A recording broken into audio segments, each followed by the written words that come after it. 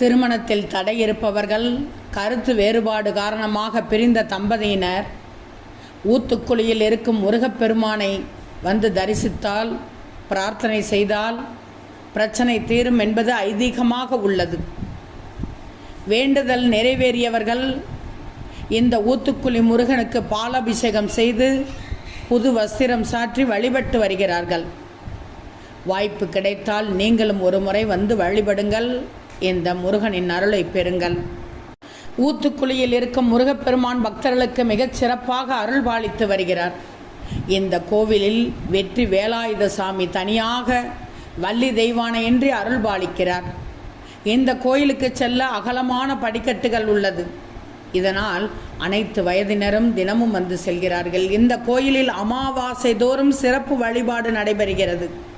அதேபோல் வள்ளி தெய்வானை சன்னதிக்கு செல்லும் பாதையில் காவல் தெய்வம் சுக்குமலையான் சன்னதி உள்ளது. இங்கு வேண்டிக் கொண்டால் குழந்தை பாக்கியம் கிடைக்கும் என்பது பக்தர்களின் அதீத நம்பிக்கையாக உள்ளது.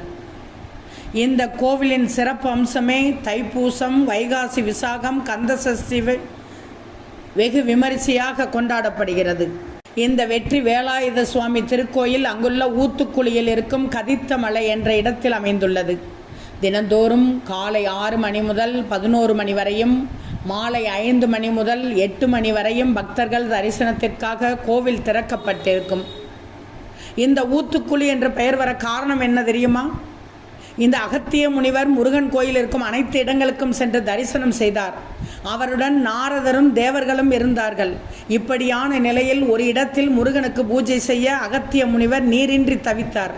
மேலும் அப்போது அவருக்கு தாகமும் ஏற்பட்டது. இதனால் முருகப்பெருமானை நினைத்து மனம் உருகி வேண்டியுள்ளார். இதில் நெகிழ்ச்சி அடைந்த முருகன் அகத்திய முனிவர் முன் தோன்றி தனது வேலால் தரையில் குத்தி ஊற்று நீரை பெருக்கெடுக்கச் செய்தார். இதனை கண்டு மகிழ்வடைந்த அகத்தியர் மனநிறைவாக தனது பூஜையை செய்து முடித்தார். தனது தாகத்தையும் தீர்த்து கொண்டார். அப்படி அன்று முருகனால் ஏற்படுத்தப்பட்ட அந்த ஊற்று இன்று வரை வற்றாமல் நீரை கொடுத்து கொண்டிருக்கிறது. குழியில் இருந்து ஊற்று தோன்றியதால் அந்த இடத்தின் பெயர் ஊத்துக்குழி என்று அழைக்கப்பட்டது. இந்த அற்புதத்தை நிகழ்த்தியதற்காக முருகப்பெருமானுக்கும் அங்கு கோவில் கட்டப்பட்டது.